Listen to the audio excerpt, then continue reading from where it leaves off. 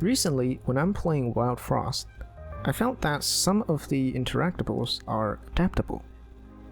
For example, when I want to drag this little guy around, I can either press on my mouse button and release the button when I want to drop it down, or I can lightly tap it and then tap it again when I want to drop it down. I already got the main scene set up here. For example, if I want to have the dragging motion on card here, add a button. This guy is gonna detect the mouse for us. I'm gonna change the action mode to press. This is gonna react to your mouse when it goes down instead of when it goes back up. I'm gonna set the anchor to full, and I'm gonna go to visibility, self-modulate, and then turn the alpha back to 0. This makes it functionally invisible, but it still detects your mouse input. So I'm gonna go connect my signal. We're gonna use press. So the easiest way to do this is, let's say we just have a variable called picked up, and when I press it, picked up is true.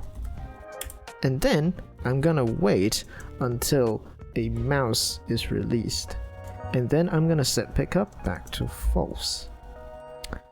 We don't have mouse release signal yet, so let's make one.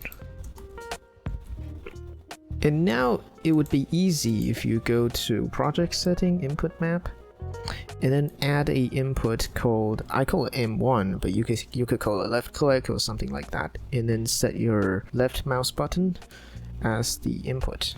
Now we can come to process. If M1 is just released, emit the mouse released signal. So now if we go to remote, we can spy on the qualities in real time. That works. So in order to get the dragging motion, I'm just gonna say if picked up, my global position is gonna be the same as mouse global position.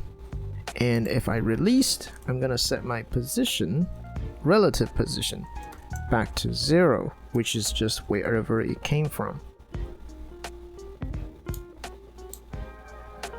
Now we can utilize the setGet functions, and I usually call it B for boolean because for whatever reason you cannot type this parameter here.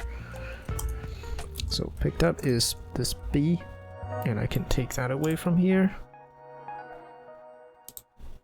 And we can say picked up changed and then emit.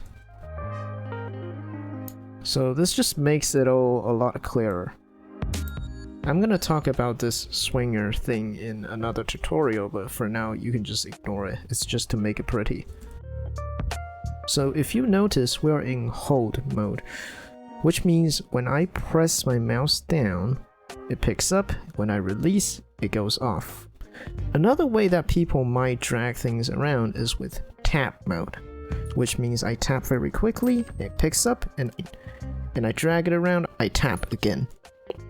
Right, so how do we adapt to that? So this is my speculation, but I think how Wild Frost does it is with a little timer. So you set a little time limit, and you just assume that if the time between when I press my mouse down to when I release my mouse, if this time is shorter than my time limit, I consider it tap. I consider the player trying to tap, right? And if I press my mouse down, and then after a really long time, a longer time than my time limit, I assume that the player is trying to drag it around by holding. So this is exactly what we're gonna do. We're gonna add a timer, set to 1 shot, and my wait time, I'm gonna use 0.1 for example. Now we're gonna connect our timeout signal, and we're going to get our timer.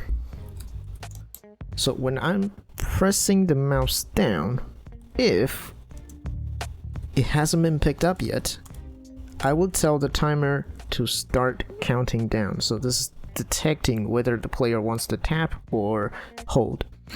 Right. At this point, two things could happen. In our first case, the user releases the mouse button before the timer finishes counting. So let's deal with that case first. Remember that we already have a mouse release signal. So I'm just gonna connect that. If my mouse is released while the timer is still counting down, that's if we release during the time limit, we're gonna assume that the player wants to tap. So the first thing we'll do is we'll stop the timer to avoid second trigger. And then we can set pickup to true. And we're gonna wait for another release signal. And then set my pickup back to false. So tapping is done. Now, what is the second case? The second case is when the timer times out before the player releases.